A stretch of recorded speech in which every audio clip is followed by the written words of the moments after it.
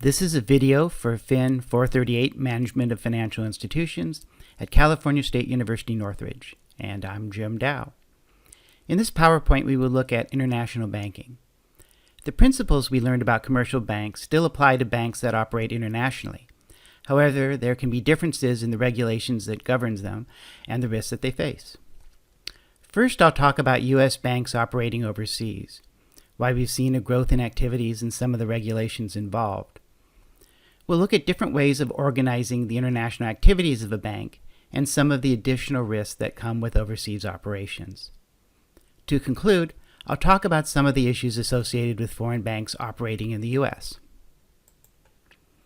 The significant expansion abroad by U.S. banks began in the 1960s, reflecting the increase in the importance of the U.S. economy and the growth in international trade. In part, this reflected an increase in the internationalization of U.S. companies, with the banks following along to provide services to their customers. While we've seen a decline in the number of U.S. banks with international operations, this reflects the consolidation of the banking industry in the U.S. The remaining banks have become larger and play an important role in international banking. By world standards, the top U.S. banks are still relatively small, in part reflecting the banking history of the U.S. that worked to limit bank size. In 1990, there were no U.S. banks in the top 10 banks by asset size. However, there were 7 Japanese banks in the top 10, including the top 3. Since 1990, we've seen a slowing of the Japanese economy and a rise of China. So in 2014, 4 of the top 10 banks were Chinese, including the 3 largest. There was only 1 bank from Japan, along with banks from France, Germany, the United Kingdom, and 1 bank from the U.S., J.P. Morgan Chase. One of the issues for international banking is how the banks are regulated. Different countries have different regulations towards banks. One effect of this is that U.S. banks may be able to engage in some activities overseas that they could not in the U.S. There's been some effort to harmonize regulations, particularly when it comes to capital requirements, such as through the Basel Accords. The Bank of International Settlements is an international agency which helps coordinate bank regulation and monetary policy among the major central banks, and also provides some banking services to central banks. There are a number of different ways a U.S. bank can provide foreign banking services. A representative non-bank office is an office established in a foreign country to assist the bank's customers in that country with business advice, but they cannot engage in banking services such as taking deposits or transferring funds. A shell branch is an office located abroad that does not have contact with the public. Transactions are booked at the shell branch to take advantage of the looser regulation in that country or its lower tax rates. The Cayman Islands are famous as a location for shell branches. A correspondent banking relationship is where one bank provides banking services to another bank. Instead of opening a branch in a foreign country, a U.S. bank will rely on a local bank in that country to take actions for it. A foreign branch is a legal part of the U.S. bank and can engage in traditional banking activities such as taking deposits and making loans.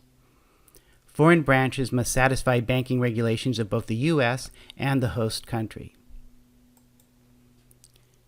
EDGE Act corporations are subsidiaries of U.S. banks that are permitted to engage in certain activities overseas, such as purchasing equity, that would not be permitted to the bank in the U.S.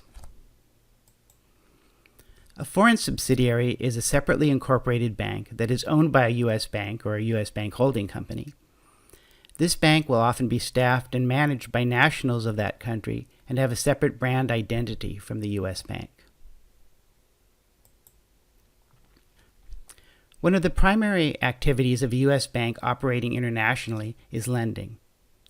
In many ways, lending to businesses or to consumers abroad is similar to lending in the U.S., but there are some differences. Most large loans are funded in the euro currency market. and use the London Interbank Offer Rate, or LIBOR, as the base rate. Many large loans are syndicated, which means that the loan is spread across a number of different banks, the syndicate, usually under the direction of a lead bank. This reduces the risk for each individual bank and allows the borrowers to borrow more than they could if they were dealing with just one bank. Up to now, we've talked about a number of different kinds of risks that banks face, such as credit risk and liquidity risk, and these still apply. However, when banks operate internationally, they face two additional risks: country risk and currency risk. Country risk is risk associated with political developments in a country. Sometimes country risk is called sovereign risk. In a finance context, we use the term sovereign to refer to something that's associated with a country. So, for example, a sovereign investment fund is a fund run by and for the benefit of a particular country. As an example of country risk, a country could limit the ability of a bank to exchange currencies or to return money to the home country of the bank. In an extreme, a country could simply expropriate the assets of the bank that are in the country.